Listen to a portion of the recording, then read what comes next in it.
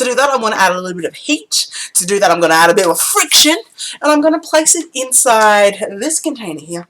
I'm going to shake it up to get all of those molecules moving, to add a bit of heat, and then I'm going to set it on fire.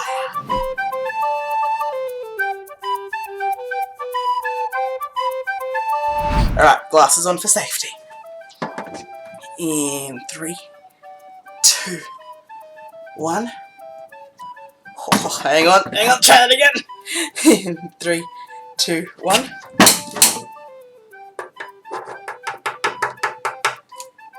And it didn't work. Okay, so now we're ready to see how... Nope, let's not that again. In 5, 4, 3, 2, 1. Why did that not work again? 1.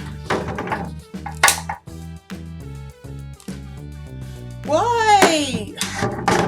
Why are you doing this to me? Let's try this again.